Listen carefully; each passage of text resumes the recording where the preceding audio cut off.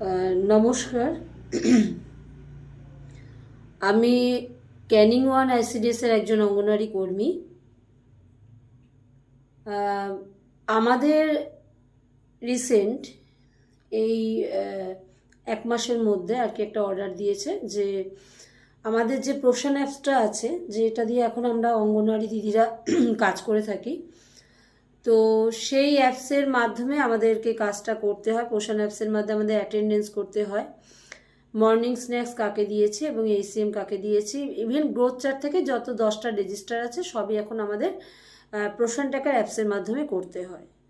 খুব ভালো কথা, আমরা কাজটা করছি। আমাদের ফোন দেওয়ার কথা ছিল, আমরা ফোন পাইনি। যাই হোক, যে কোনো কারণে আমরা ফোন পাইনি, সেটা নিয়ে আমাদের বিতর্কের জায়গা নেই কোনো। ব্যাপারটা হচ্ছে আমাদের রিসেন্ট যে অর্ডারটা এসছে এই সপ্তাহখানেক হলো, যে ফেস রিকগনাইজড করতে হবে। ভালো কথা, ফেস রিকগনাইজড করব আমরা, সব ঠিক আছে। কিন্তু যে অর্ডারটা আমরা দেখেছি, দুটো অর্ডার এসছে, একটা সেন্ট্রালের এবং একটা রাজ্যের।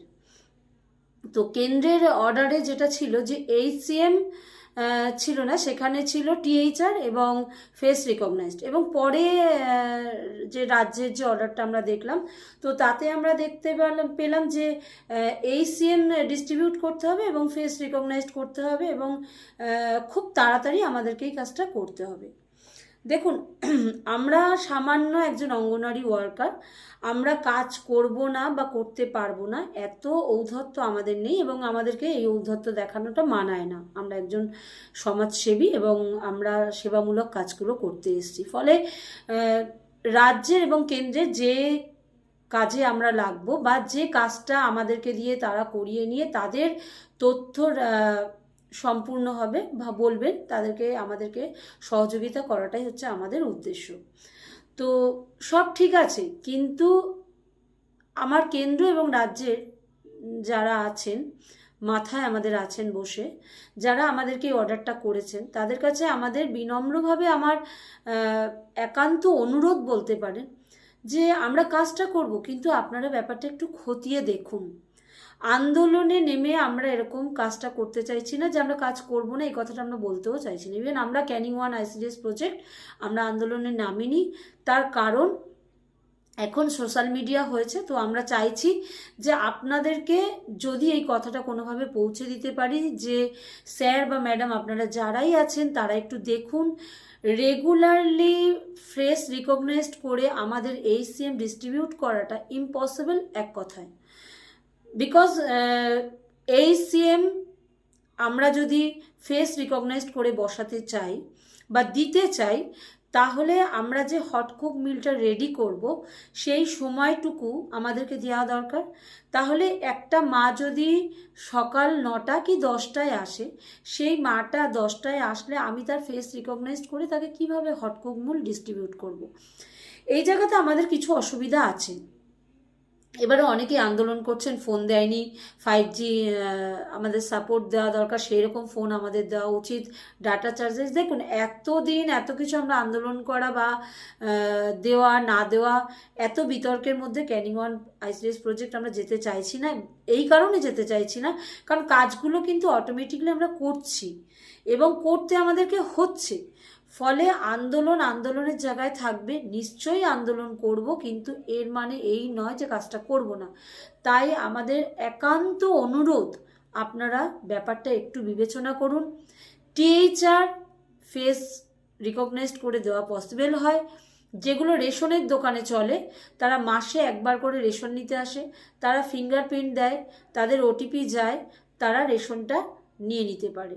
টেক হোম রেশনের ক্ষেত্রে এগুলো পসিবল হয়, কিন্তু এইচসিএম এর ক্ষেত্রে যেখানে আমরা 0 থেকে 6 ইয়ার মান্থ বাচ্চাদেরকে নিয়ে আমরা কাজ করি, তো একটা প্রেগনেন্ট মা 9 মান্থে এসে বা 8 মান্থে এসে আমার কাছে ফোন নিয়ে তার ওটিপি দেবে এবং ফেস রেকগনাইজড করে খাবার নেবে, এটা যেন কীরকম একটা জায়গা তৈরি হয়, যেখানে সেই মাটাকে আমরা বাড়িতে চেক আপ করাতে যাই এবং আমরা সেখানে গিয়ে বলে থাকি যে আপনি রেস্টে থাকবেন, যত্ন নেবেন, খাওয়া দাওয়া ঠিকঠাক করে করবেন।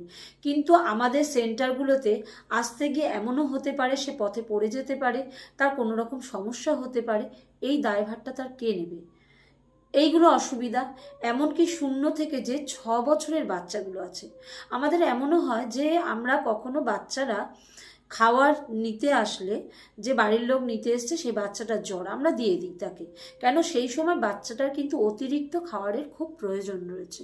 কিন্তু সেই ক্ষেত্রে যদি আমাদের এইরকম একটা গাইডলাইন দিয়ে দেওয়া হয় যে ফেস রেকগনাইজ না করে সেই বাচ্চাটাকে আমি হট কুক মিল দিতে পারবো না, তাহলে সেই বাচ্চার খাবারটা আমাদেরকে বন্ধ করতে হয়। তাহলে আমরা কোনটা ঠিক করব? আমরা হয় গভর্নমেন্টের অর্ডার মানব, আর নয় গভর্নমেন্টের অর্ডারকে আমরা ভায়োলেট করব। গভর্নমেন্ট কিন্তু দুটো অর্ডার করছে, যে আমাদের বাচ্চাদের কোনোভাবে খাওয়ার বন্ধ করা যাবে না, কোনো মাকে খাওয়ার বন্ধ করা যাবে না, এবং মায়ের ওজন বাচ্চার ওজন যেটা আমাদের সবসময় দেখতে হয় এবং তার গ্রোথ দেখতে হয়।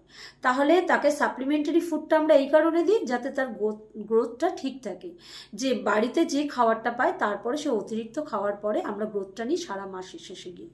তো ফলে কি হয়, এতগুলো কাজ আমাদেরকে করতে হয়। সেই জায়গাতে দাঁড়িয়ে যদি কোনো মা এবং শিশুকে আমরা বলে থাকি যে আজকে আপনার ফেস রেকগনাইজড হয়নি, বা আপনার মোবাইলে রিচার্জ নেই, আপনি খাবারটা পাবেন না, এটা কেমন? এটা মানবিক নই, আমরা অমানবিক কাজ করে থাকবো। তাই গভর্নমেন্টের কাছে অনুরোধ, সেন্ট্রাল গভর্নমেন্ট এবং স্টেট গভর্নমেন্ট দুজনের কাছে আমাদের